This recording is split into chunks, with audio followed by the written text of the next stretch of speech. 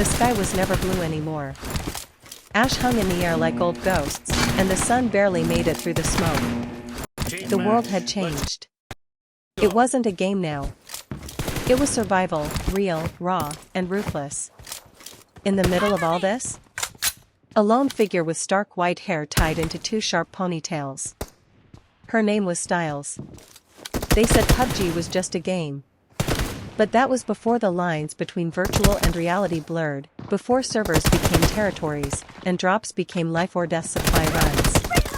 The island was now a battlefield for control, for chaos. Factions of armed terrorists fought for dominance. Drones buzzed overhead, sniper rounds cracked the silence, and the blue zone? It wasn't just a shrinking field, it was a real storm that swallowed the unlucky whole.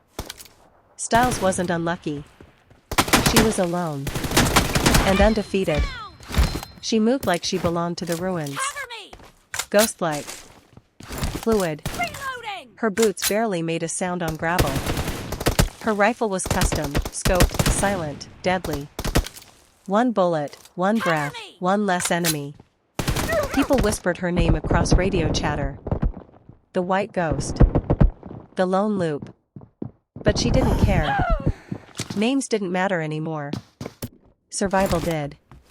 Two ponytails. Always. She kept them tight, braided back, sleek. Some thought it was vanity. But it wasn't. It was memory. A tribute. A reminder. Back before the world collapsed, she had a team. 4 of them, best squad on the server.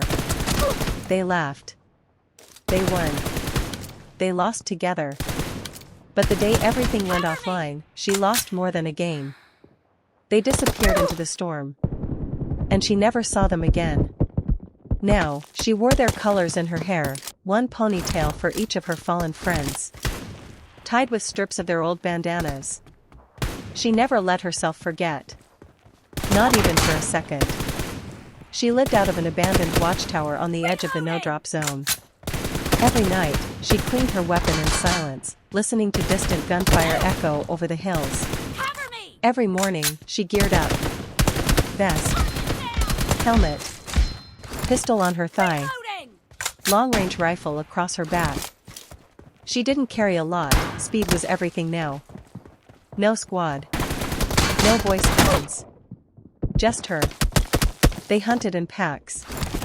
She hunted them alone. Terrorist factions had taken control of the supply routes. Every week they dropped crates, and every week, she stole them. Always one step ahead. Always one breath away from death. She didn't take prisoners. She didn't leave survivors. This world had no place for mercy. One morning, Styles heard them before she saw them. A convoy. 4 trucks. Dozens of armed men. They were headed toward the dam, her dam. Her territory. They had no idea she was already watching. Styles slipped between shadows, her ponytails whipping behind her like white blades. Her boots kissed the dirt. No crunch, no snap. Just wind. Just silence. She climbed the tower, scoped in. One breath. One trigger pull. The driver slumped. The truck veered. Chaos erupted. In less than 10 minutes, Styles had turned an invasion into a massacre. One girl did that? They'd ask each other over their broken radios. Yes. One girl. She didn't need to talk much. Her bullets did the speaking. Her boots did the walking. Her scars told her story. When she found an old mirror, cracked and dusty, she stared at her reflection for a long time. The white hair. The ponytails. The eyes that no longer blinked at gunfire. She touched the red band on her left thigh. Rye. The blue one on her right. Lena. 2 teammates. 2 memories. Gone, but never forgotten. People tried to recruit her. They offered her squads. Safe houses. Loyalty. But she always said no. A team slows you down, she'd whisper. A team dies. On the 87th day since the fall, a storm rolled in stronger than any before. Wind howled. The zone shrank unnaturally fast. Even experienced squads were panicking over open comms.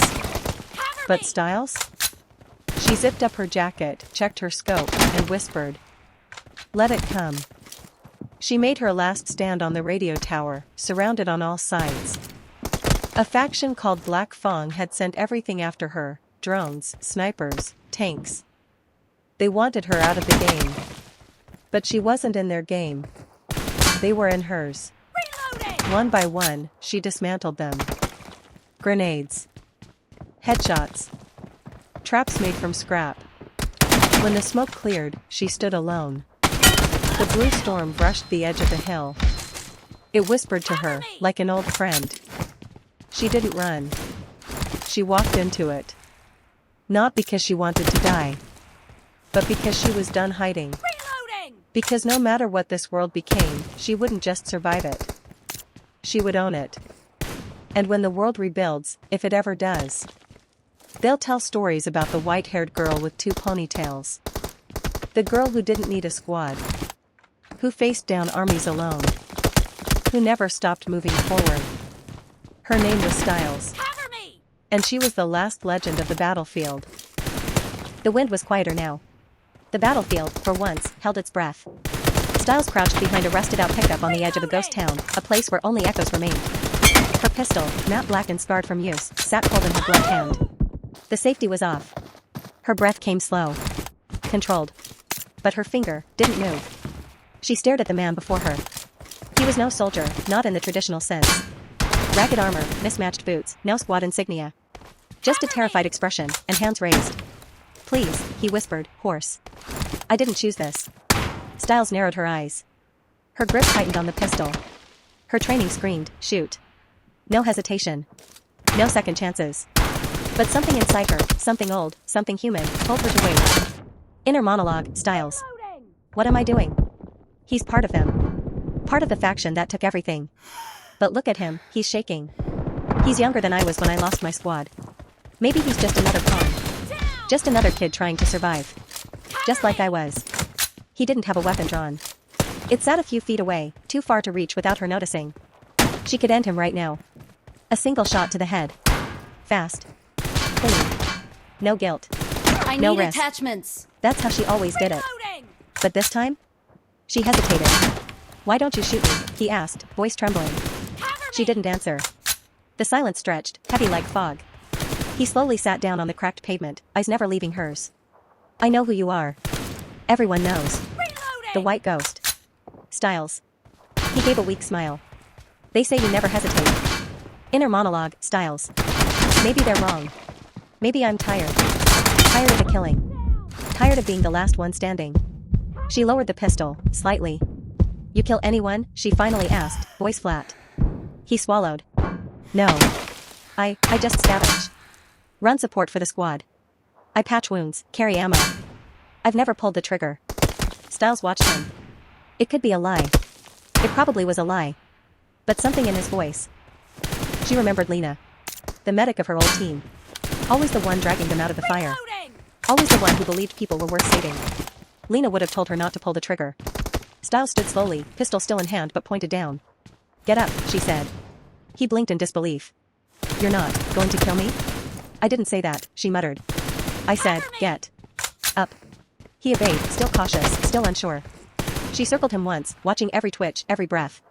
If he flinched wrong, she'd drop him. No regrets. But he didn't. He just stood there. Scared. Human. Inner monologue, Styles. What am I becoming? Have I already become it? A killer who forgets what mercy looks like. She turned and started walking. "You've got 60 seconds to disappear. Don't make me regret it." The kid took off without looking back. When he was gone, Styles sat down against a wall. Her pistol rested in her lap, suddenly heavier than it had ever felt before. She looked at her reflection in a shattered mirror nearby. 2 ponytails. 1 girl. And now, one decision she couldn't explain. Was she going soft? Or was she finally remembering who she used to be? That night, the wind howled through the buildings like ghosts mourning the fallen. And somewhere out there, a boy she let live was telling the story of a white-haired girl who spared his life when she didn't have to. And Styles? She sat in silence. Pistol unloaded. Heart a little heavier. Not because she'd hesitated, but because, for the first time in a long time, she hoped she'd made the right choice. Red team